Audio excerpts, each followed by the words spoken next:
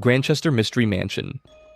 In the Nuka World DLC for Fallout 4, you can find a haunted house attraction called the Grandchester Mystery Mansion on the outskirts of the theme park. The location centers around a story about a little girl named Lucy Grandchester, daughter of Hannibal and Morticia Grandchester.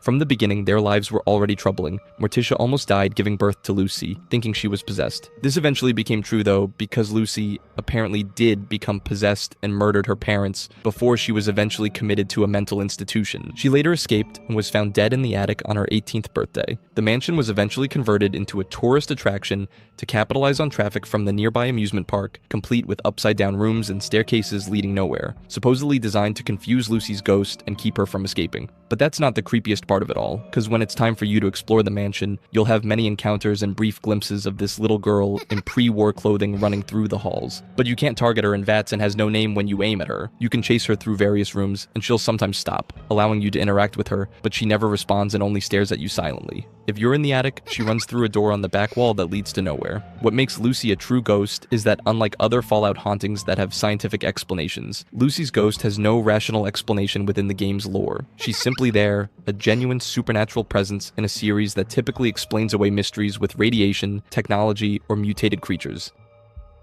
The Interloper.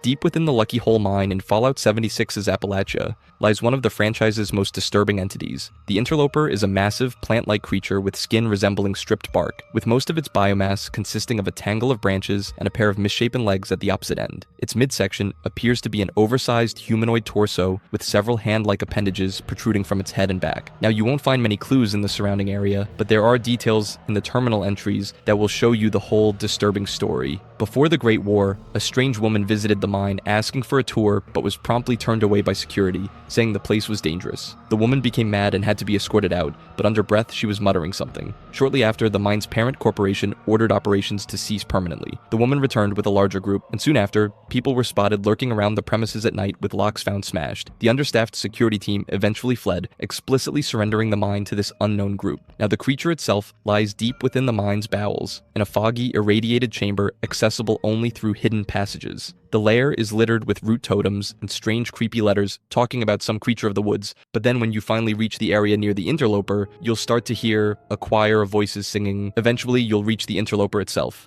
When struck, the Interloper bleeds, proving it's somehow alive despite never moving. However, the creature never really interacts with the player. The Ug-Qualtoth.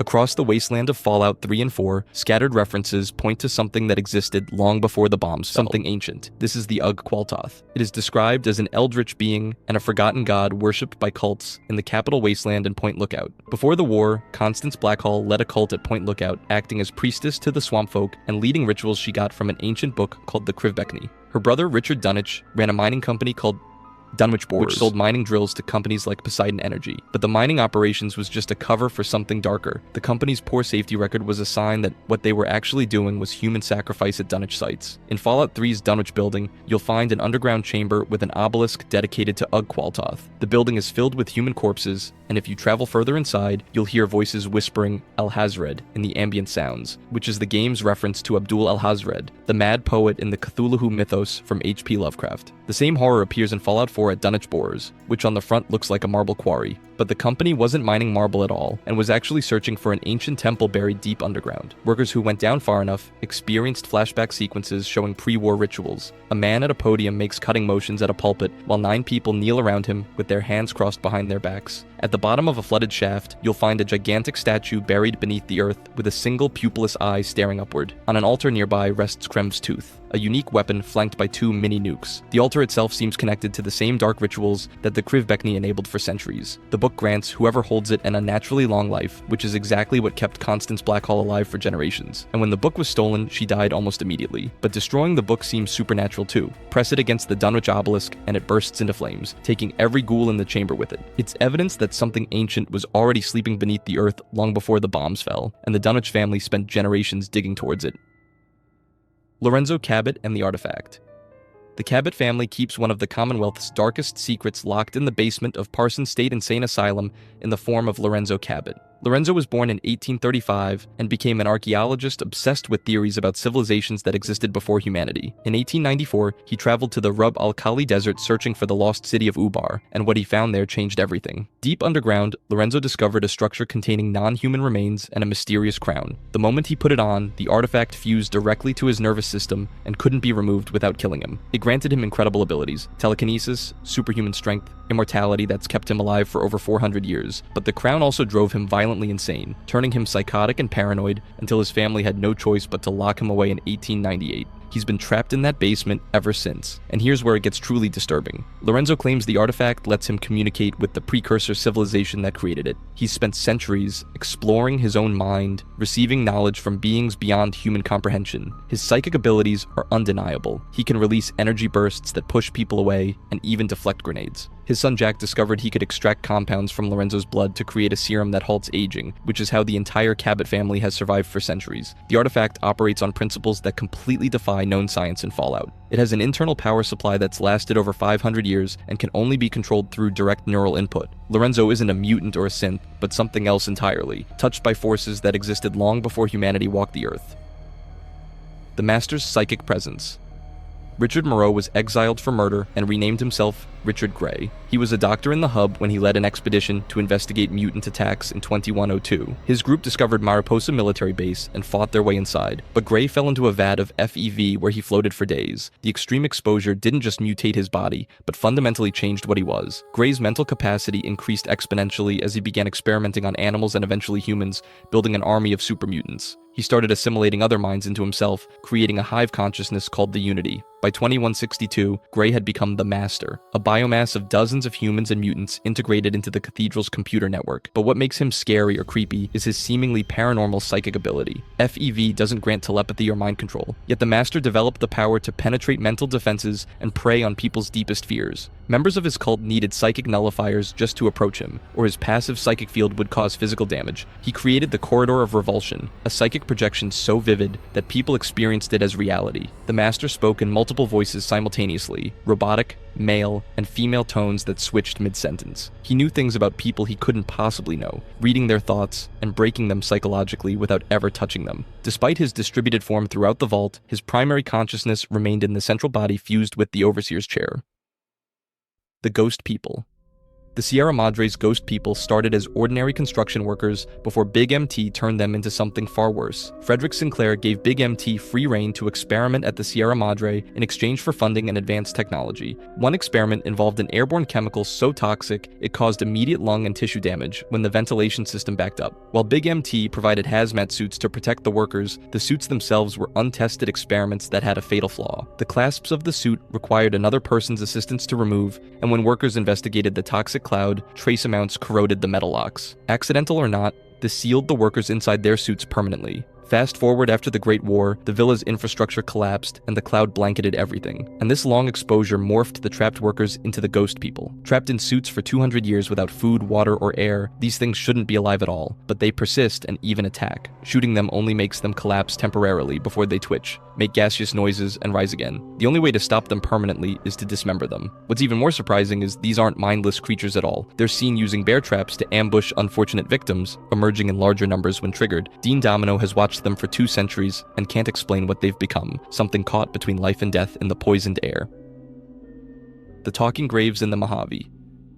Goodspring Cemetery sits on a hill overlooking the town, a small burial ground with 29 graves marked by wooden planks and simple crosses. Some graves are fenced off to keep animals away, and several can be excavated with a shovel to extract items from. It looks like any other wasteland cemetery, unremarkable and abandoned. But this particular hillside is where the Courier's story began. In October 2281, Benny and the Great Khans dug a shallow grave here, put a bullet through the Courier's skull, and buried them. But hours later, Victor the Securitron dug them back out, and against all medical logic, the Courier was still breathing. They survived, and that impossible return from death opened something in the cemetery that shouldn't have been opened. Spend any time here, and ghostly whispers rise from the opened graves. Objects shift and tumble without being touched, pushed by hands that remain invisible. The longer you stay, the more you'll realize you're in the presence of something supernatural. The Mothman. Across Appalachia, sightings of a winged humanoid figure began in Point Pleasant in 1966 and never truly stopped, continuing right up until the bombs fell in 2077. The creature came to be known as the Mothman, and it quickly distinguished itself from other wasteland threats by doing something none of them could. It warned people. On October 22, 2077, Brother Charles of the Cult of the Mothman recorded visions of a catastrophic flood arriving the following day. Taking the warning seriously, his followers climbed onto the rooftops of Point Pleasant and waited for the waters to rise. No flood ever came. Instead, nuclear fire fell from the sky. The Mothman had shown him the apocalypse, only translated into a form the human mind could process. This behavior goes far beyond animal instinct or coincidence, especially when combined with what comes after. The Mothman does not merely appear, it can be summoned. At Landview Lighthouse, spreading firefly luminescence on the lamp during the Path to Enlightenment ritual causes the wise Mothman to arrive. It does not attack. It watches, allows communion, and leaves behind a blessing that grants increased experience. Yet encounters vary. Other Mothman variants are hostile on sight, and eggs found near cult shrines confirm there are multiple creatures, not just one. The Mothman foresees catastrophe and responds to ritual, and even bestows blessings. It goes beyond simple radiation effects and borders into the supernatural. Fallout 4 Mannequins. Something is wrong with the mannequins in the Commonwealth, and the deeper you look, the harder it becomes to explain them away. You'll find them positioned in scenes throughout the wasteland that suggest deliberate staging. For example, in Concord Speakeasy, you'll find 3 mannequins surrounding a decapitated skeleton in a bathtub while they're holding machetes, as if they'd done the crime. Parsons State Insane Asylum is full of them. In one instance, they're circled inside a storage room as if welcoming you when you open the door. The Warren Theater has them posed mid-performance on stage like actors frozen in time, and when you get close, you discover one of them isn't a mannequin at all but a synth that attacks you. Now these scenes are disturbing enough on their own, but go to Far Harbor and you'll find an even creepier scene. At Fringe Cove Docks, there is a sunken cargo ship sitting on the ocean floor with mannequins poking through the surface. A note on the wreckage tells you everything you need to know about what went wrong. I can't wait to drop these damn mannequins off. The crew is starting to claim that they're hearing weird noises from the cargo. Now, if you dive further into the wreckage, you'll realize the cargo containers hold opened coffins, each one containing a mannequin surrounded by gold bars like some kind of offering. But it's inside the boat's interior where things become impossible to rationalize. Mannequins are carefully positioned around crew skeletons, with one standing over a body as if admiring its handiwork. They're even positioned to be staring through the windows of the sunken ship. These positions are many feet underwater, which means nobody could have staged this scene after the ship sank. The game never confirms whether they're possessed, controlled by hidden technology, or operating on principles the wasteland can't explain. But what's certain is that the crew died under mysterious and creepy circumstances. And that's Fallout's creepiest paranormal lore explained. Did any of these give you chills? Let me know in the comments, and don't forget to like and subscribe for more Fallout lore dives.